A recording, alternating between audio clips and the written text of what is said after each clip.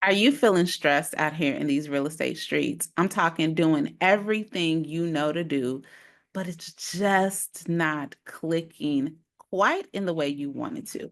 Well, if that is you, this episode is for you because we are going to talk about pretty much how to stay faithful, right? How not to get weary in well doing when it comes to building your business and sustaining your life. This topic came up for a few different reasons. So, as I am recording this episode, it is the beginning of March of 2025. And let's just take a second and pause right there because how sway is at the beginning of March?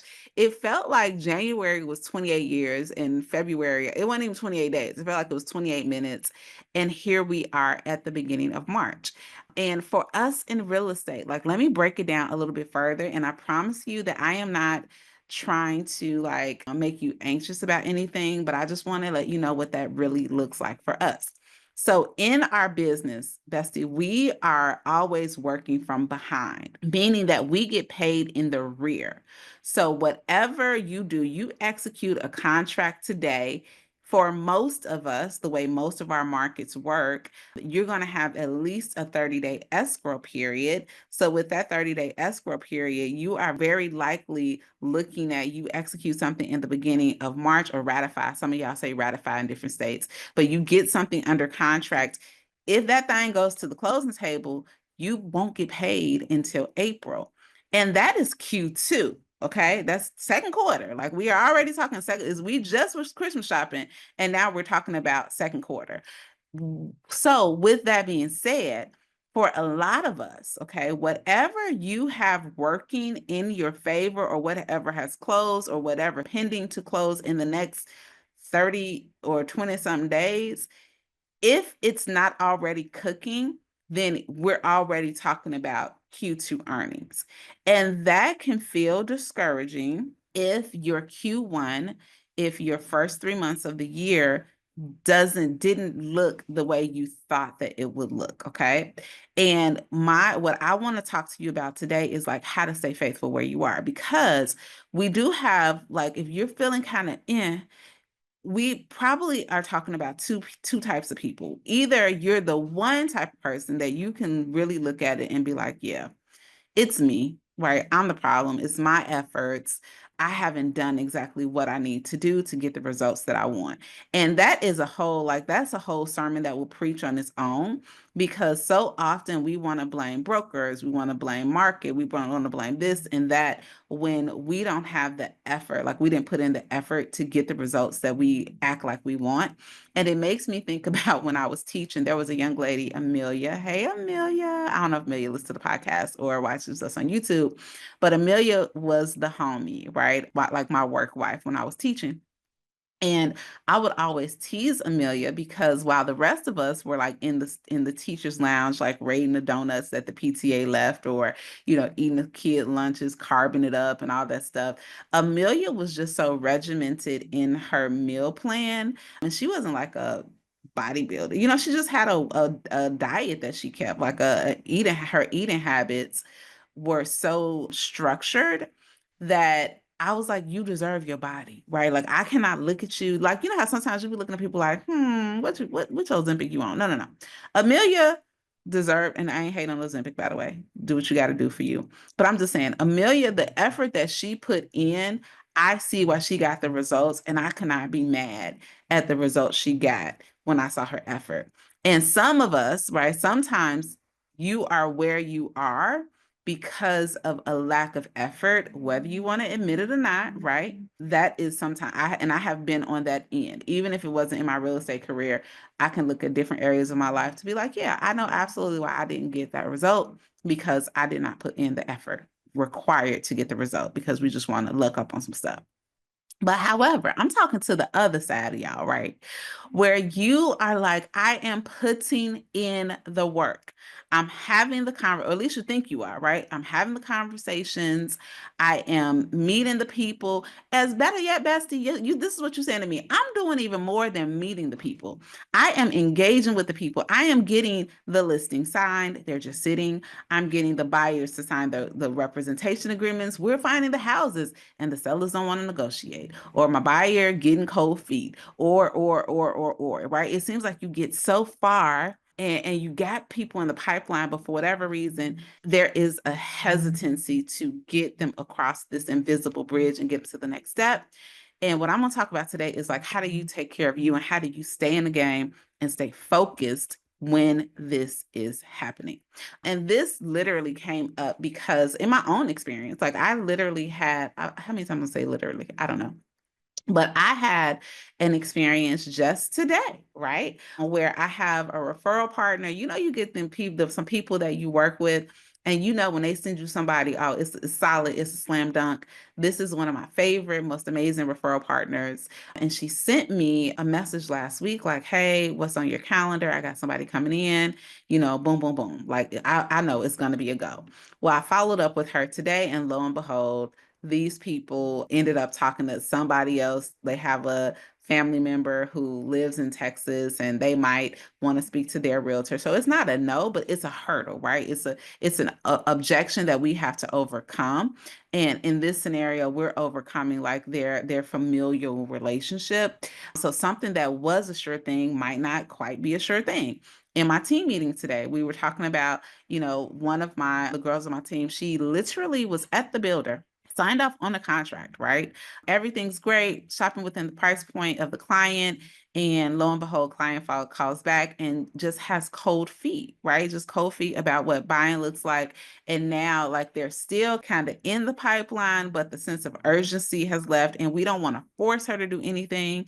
But how do you support her and nurture her and stay in front of this client, right, until they feel ready? But on the end of my agent, it's kind of like, man, like I was like, she was like, okay, this is done, and it wasn't done. And I know that we are experiencing that more and more and more. So what does that look like for you to stay faithful to your activities and not get frustrated?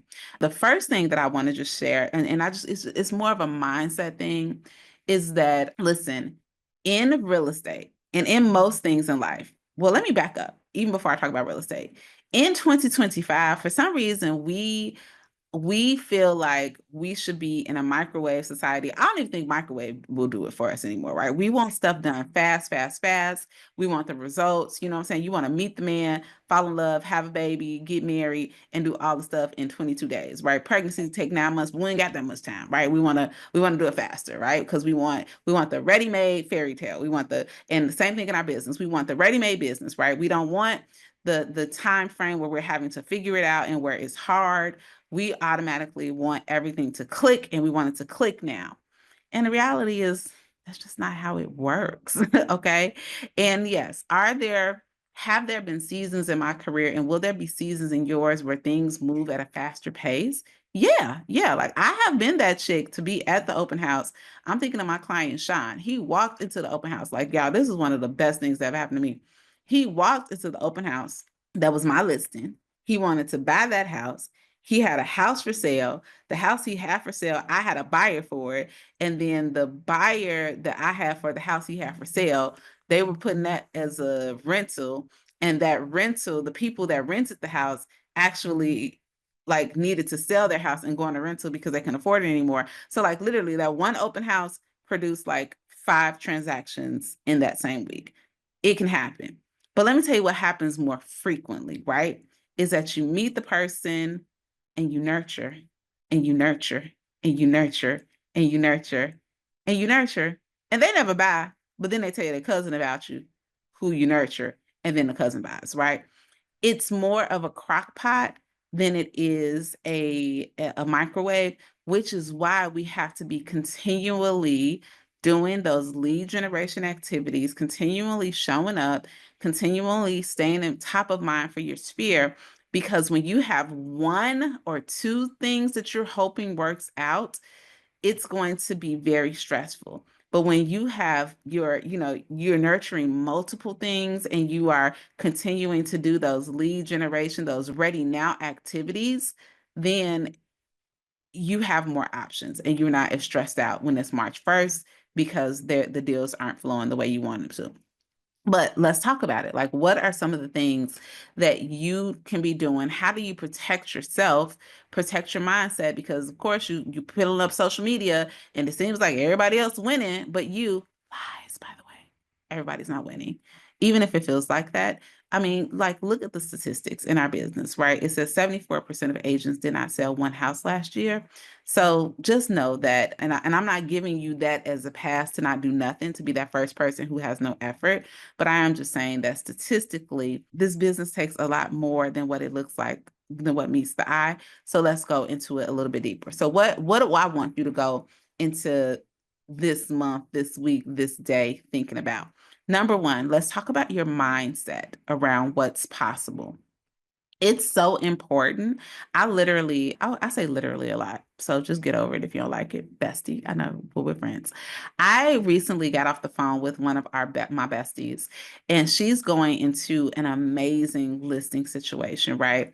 But there were just some things, and I'm so grateful that she called me, some things that we got to talk about in terms of mindset that are going to better prepare her to represent her business well, to take care of her clients well. And I'm so happy that she actually picked up the phone and had a conversation, not even necessarily with me, but just with community, so that like it strengthened her mindset. And now she's gonna walk into this meeting or this listing with a different level of confidence than she had. Because what tends to happen, especially when things aren't quite clicking exactly the way you want them to. And it's not always about money. I want to say that because I have been in situations where the money was flowing and clicking, but something was still off, right? So I don't want us to just think that a challenge in your business can be the lack of commissions, because you can have a lot of commissions coming in, but you are out of balance, out of rhythm with other areas in your life. And you thought that the money would solve it, but not. So let's talk about your mindset. Like, what are you doing on a daily basis to strengthen what you know to be true about who you are and what you're capable of, no matter what the market is doing? And shout out to my boy, Myron Golden. He is like one of my number one online mentors. And I recently just heard him say something that stuck with me. He said that your skill set, you can be the best negotiator in real estate. You can be, you can know all the places. You can be the most amazing community organizer, right? The mayor of your market, all the different things that we say.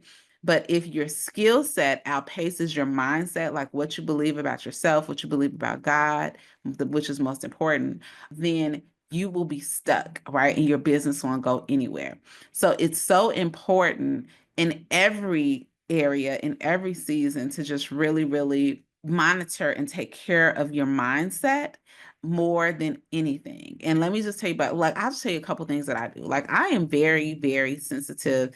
And over time, it's just become very sensitive about what I hear, what I read, videos that I watch, music that I listen to. It starts with my quiet time with the Lord. Like, the more that I spend with God, just certain things just make me a little bit uncomfortable. And when you really like become aware of what's around you, you realize that there is a lot of negativity around us, right?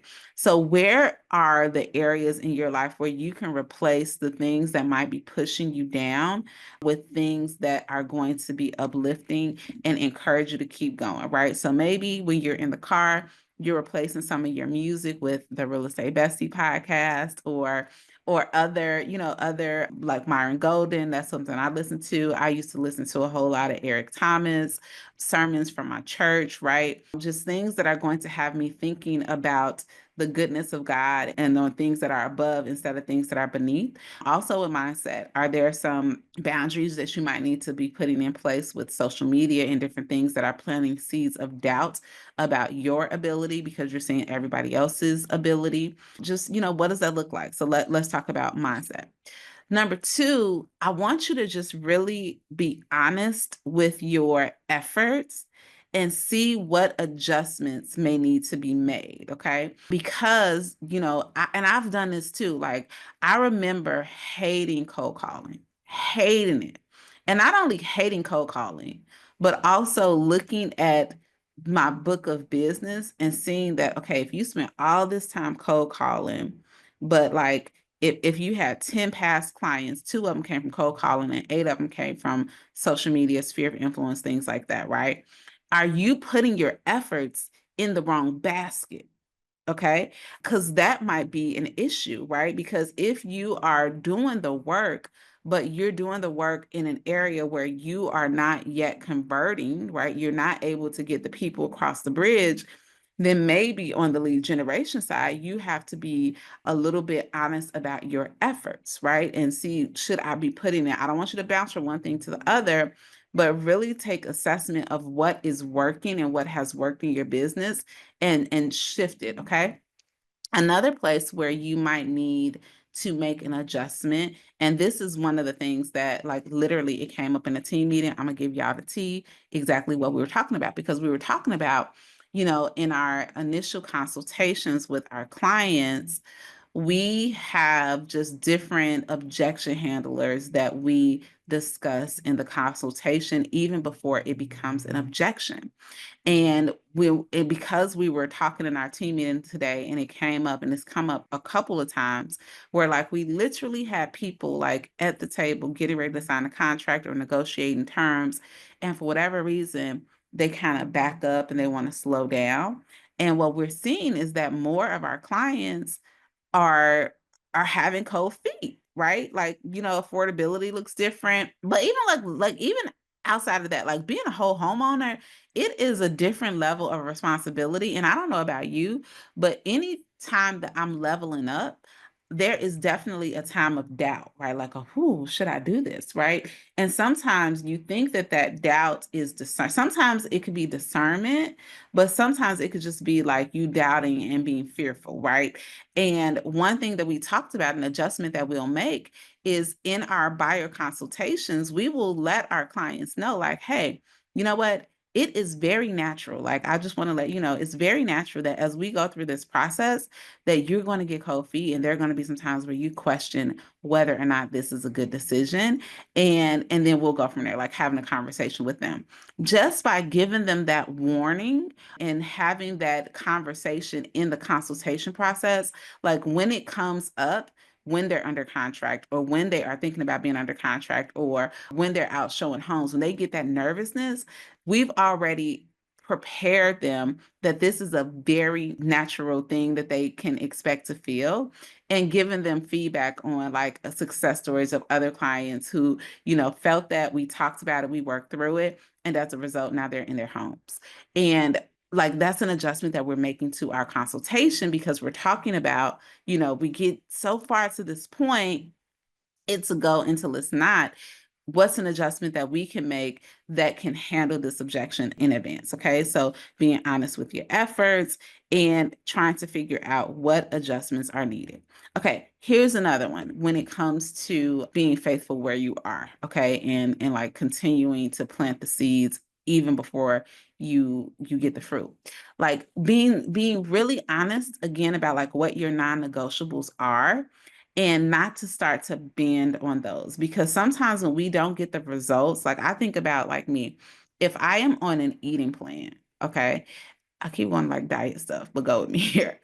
If I'm on an eating plan and I am following it to a T, then I don't get the results, like the scale is not moving, then I might subconsciously be like, oh, well, one chip ain't gonna hurt, or I'm gonna eat a couple of my kids' fries or something like that. And I'm not saying that you can't be flexible, but sometimes we start to negotiate with what is non-negotiable when we don't see the results. Okay. But this is why that going back and making adjustments and being honest with yourself. Okay. And now like, let's revisit the non-negotiables. Am I time blocking?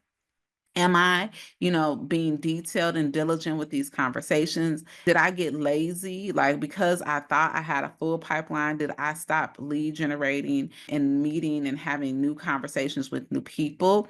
Reevaluate and reestablish what your non-negotiables are, so that moving forward, you are not compromising on those things. And then here's the last thing I'm going to say. And this one is actually biblical, right? And it's something that kind of blew my mind when I read it in the Bible. And it was about David. Okay. Sometimes you just got to be excellent. Not even sometimes, a lot, most times, all times. We need to be just excellent where we are. I know you want to be top producer. I know you want to close 5, 6, 7, 8, 9, 10 deals. And I believe that it can happen. But up until then, are we going to be lazy with the clients that we do have, with the opportunities that are in front of us? Like, I know you want to move your price point up to 750,000, but that doesn't give you an excuse not to operate in excellence with your client who's buying at 300,000, right?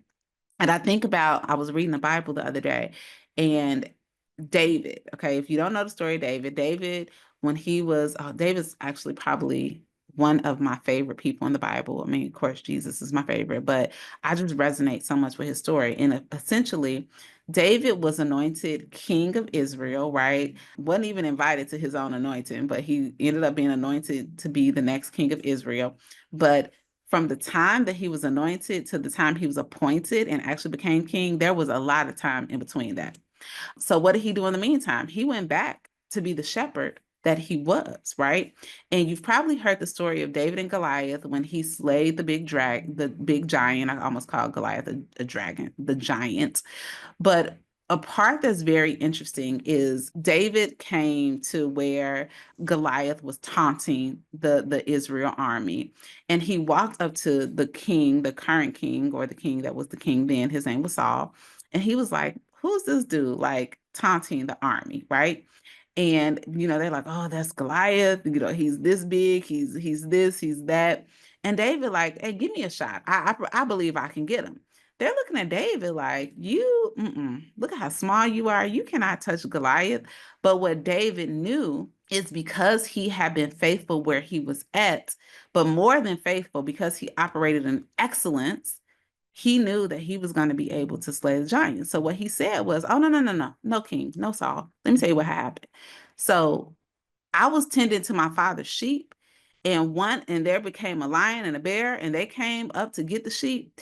And I chased them down, and I did this, and I literally got the sheep out of his mouth because he wanted to go come after like what belonged to my father. In the same way I went after that lion and I went after that bear, I can go after Goliath. Well, this is what just kind of tripped me up, is that I was like, okay, so let me get this straight. Because I don't know about you. Like, if I know I got a new job, like my old job, like his old job, his current job as shepherd was coming to an end, had to be, because he was gonna be the king. They have anointed him. I'm kind of riding out the old job, right, until the new job kick off.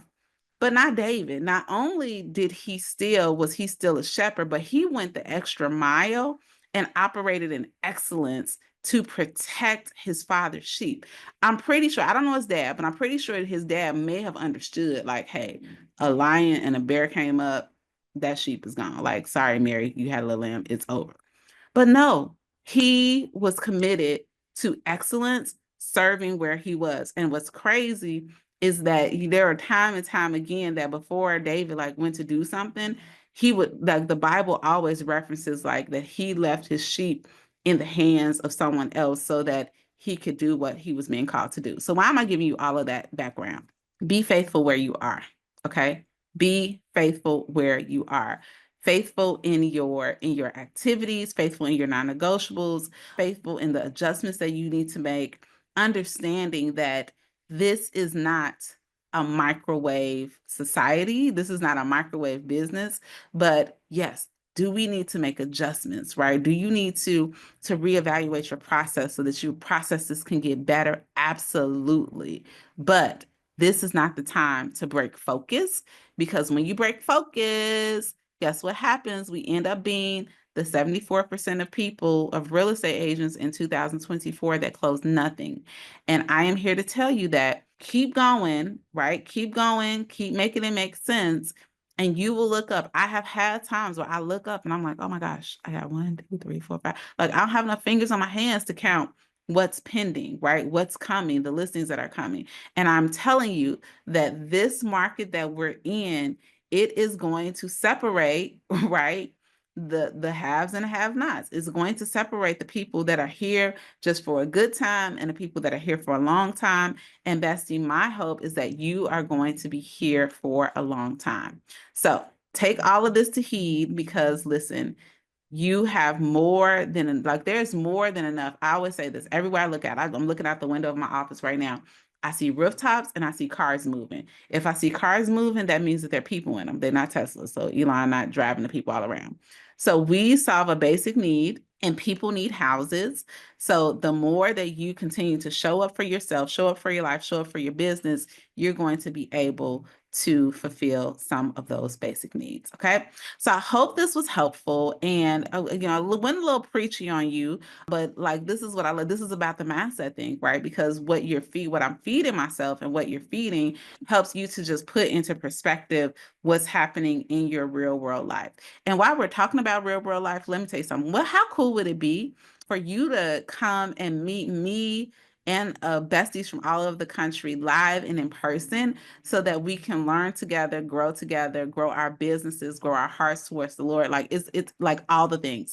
Well, you have an opportunity to do that because we are hosting the Real Estate Bestie Experience. It is happening September 21st through the 23rd of 2025. This event will sell out. I'm just letting you know. We're actually close to being halfway sold out now, and it's 6 months away. It will sell out, so you definitely want to get your tickets. So wherever you are listening to this podcast, wherever you are watching this video, just check it out. And if it sounds like something like you're like, yes, I want to be there. Like I want to be in a place where business meets besties meets faith. And I know that I'm going to learn and grow so much from this 3-day experience. It will be my joy to see you, to hug you, to touch you, to learn with you, to grow with you at the Real Estate Bestie Experience. But you might want to get your ticket right away, right? And then get your ticket. Like that's going to give you motivation to keep your pipeline full, to do what you got to do so that you can show up. And like, I can't wait to hear all of the reports of how your year is just going great when I see you in a couple of months in Frisco, Texas. So rosemarylewis.com/experience. Hope this was helpful, besties. Drop a heart, share, like literally share this episode. There's somebody in your life that needs to hear this. You're a real life real estate bestie.